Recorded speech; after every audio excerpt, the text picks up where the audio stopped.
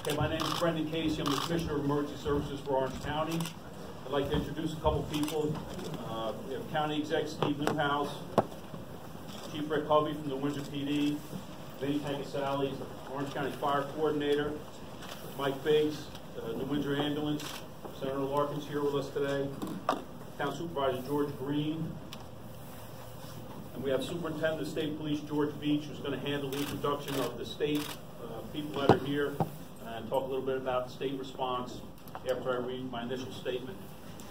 At 10:19 a.m., 911 received a call of an explosion and a fire at Verla International, located at 463 Temple Hill Road in New Windsor. It's a 52,000 square foot facility. It's a cosmetic manufacturing plant, mostly nail polish, perfume. Responding firefighters, as they entered the building, were met with a second explosion, which injured 7 firefighters. 2 of the firefighters have been transported down to Westchester for burn injuries. There are 30+ additional injured people who have either brought themselves to medical facilities throughout the area or were brought there by ambulance. None of the injuries at this point are life-threatening. Out of an abundance of caution, the Orange County Department of Emergency Services issued a shelter-in-place order for a half-mile radius around the incident. This is not a Tier 2 hazmat facility. We don't believe any large hazmat material was released as a result of this. 30 different fire agencies responded from multiple counties. The Orange County Emergency Medical Service Mass Casualty Plan was initiated to support this effort. Approximately 250 employees work at that facility. There is 1 unaccounted for at this time. Superintendent Beach. Thanks, Commissioner. Governor Cuomo ordered a full state response to assist local and county officials. That includes the state police. We work closely and day by day with the New Windsor Police Department. In addition to that, Commissioner Roger Perino, the Department of Homeland Security and Emergency Services responded. Commissioner Howard Zucker, Dr. Howard Zucker, Department of Health, and Commissioner Basil Sagos from the State Department of Environmental Conservation. Our folks, our personnel, will remain on scene doing monitoring, although Commissioner Sagos will get into that a little bit more if you have further questions. We will remain on scene to assist as long as we're needed and requested to do so by the local or the county officials. Thank you. Just one note on that shelter-in-place order, that was lifted at 1:30, so it shouldn't affect the earliest school releases at 2 p.m., so the school should be on their regular release schedule. At this time, we'll take a couple questions. Just remember, it's still an active fire scene at this point. These are all preliminary findings, so we'll try to answer the questions as best we can, and I will kick it off to whoever is the particular expert. Ma'am? Can you talk about how many firefighters responded, air quality concerns right now, the people who are actually breathing that smoke, or the employees that were breathing the smoke? Vinny, you want to come up and answer about the fire response? Sure. As the Commissioner stated, we had over 30 fire agencies from multiple counties working together with state resources on this incident. Total amount of firefighters, we're thinking probably around 120 or so firefighters on scene right now.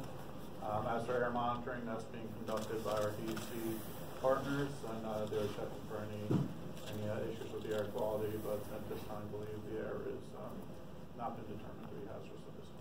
What's the status with the flames right now? Where are you putting out this fire? Right now, we're utilizing foam resources, local as well as state foam resources to actually control the fire. It is still an active fire, and the firefighters working it both with exterior operations in conjunction with interior operations when they're able to. What kind of chemicals do you put inside that?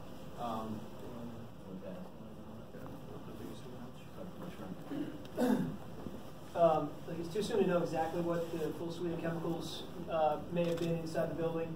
The primary chemical used to create the nail polishes have been alcohol-based, but there are obviously additives to that, colorants, additives, and then there's the facility itself, which is on fire.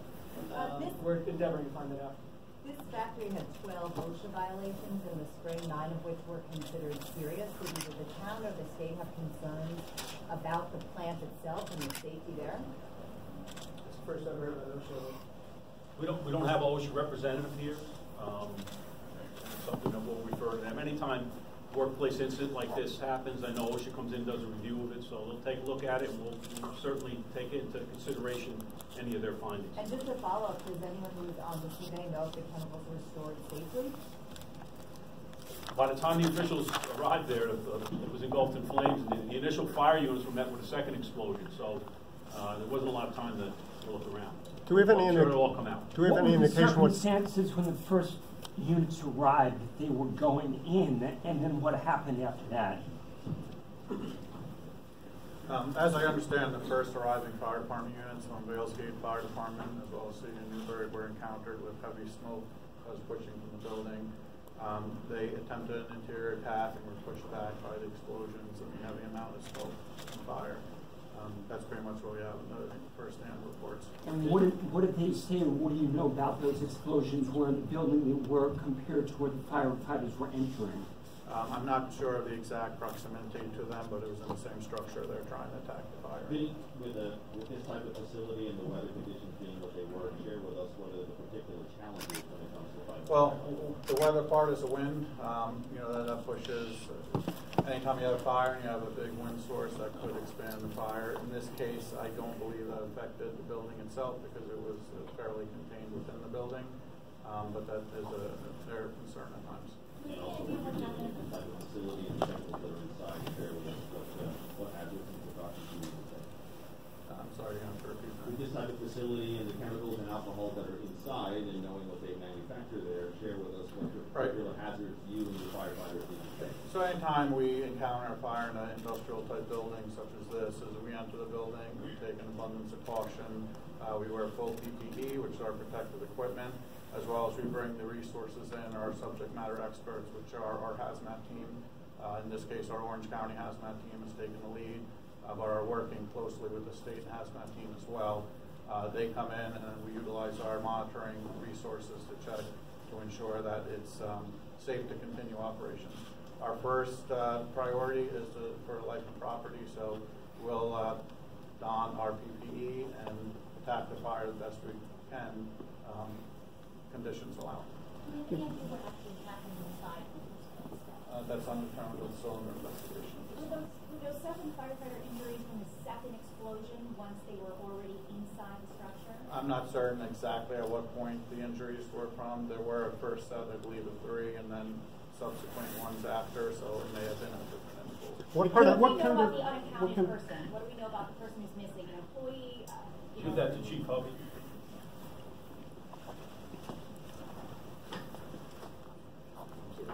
Chief Hubby, we're currently trying to locate family members of this unaccounted person for us, so we're actively at this moment trying to determine where he is. That's an employee. That's an That's employee. an employee of the company, yes. And what kind of injuries were sustained by both firefighters and employees? Or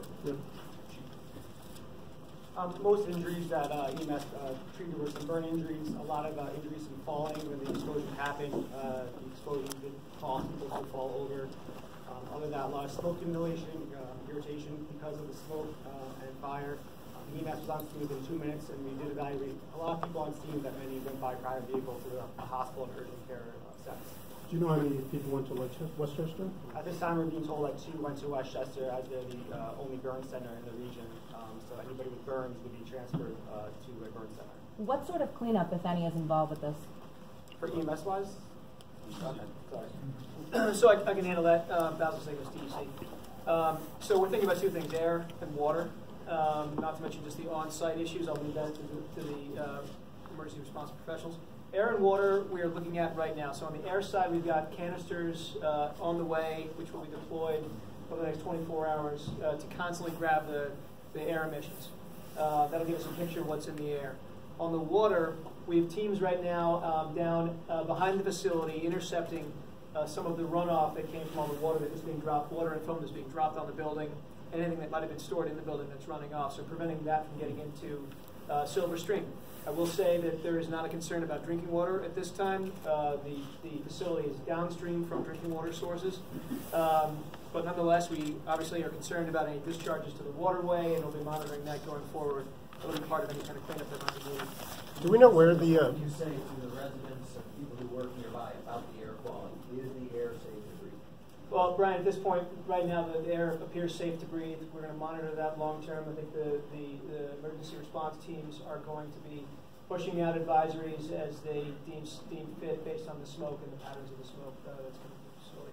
Do we know where... Do we know live right in the area and the children who go to school right in the area? There's a shelter-in-place order. What were the concerns that prompted you to put out that order?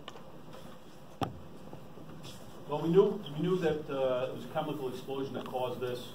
It was not a Tier 2 facility, so it wasn't a high-level hazmat facility. We believe that whatever chemicals were in the fire or the smoke or alcohol-based, we just felt out of an abundance of caution that we would put that shelter in place to keep people inside their buildings, get your pets inside, close your windows and doors. Once we felt that the fire was somewhat under control and we had a little better handle on, we're more sure that no real hazmat was released, we lifted the order. So the DEC is going to deploy their air monitoring units, but at this time, we always have to take into account what do we know that's there at the facility. And there are facilities in Orange County that have high levels of hazmat, that it's automatic evacuation, it's given a set amount of distance away from it. This is not one of those facilities, so that's where we're at with it at this point. Do we fire under control? It's not out yet, so it's a tough call at this point. It's an active fire scene, and it'll continue to be an active investigation scene going forward. Again, preliminary. We'll take maybe one more, and then we got to get out of here. Did it happen on the manufacturing floor in the storage area? Where did the fire actually occur inside the building? Benny, do we know that? I believe it was in the area in the rear of the building. But was it like an active manufacturing area, or where they were storing the chemicals, or just? I believe it's an active area where they perform their operations to create the products that they do there. Could you give us your name, please? Can you give us your name? Sure, it's Vinny, V-I-N-I, last name Pankasali, T as in Tom, A, N as in Nancy, K-A-S-A-L-I. And what's your title? Fire coordinator. For the town. Orange County. Let me ask you, you talk about abundance of caution. If you have firefighters going into a scenario where they face an explosion, how does that happen? Right, and the abundance of caution is when you enter a facility like that, the firefighters, we're all trained that there's potential hazmat products there, which if reacting improperly can cause an explosion. And so that's when we talk about when we enter a facility like that, we're conscious of it. We're always looking for the possibility of that, but we do have a job to do as firefighters. So our firefighters go into the building, and they'll assess the scene through their officers to deem it safe to continue operations, or if they have to back out at some point. Do you think something should have been done differently so they didn't walk into a second explosion? No, I can't say that this time. The firefighters did what their job is to do there. We've had a tremendous show of support from the federal and state government. The governor has called us earlier this morning. Obviously, you see all the commissioners here. This is an active scene, so we're going to get back to work. We appreciate everybody being here today.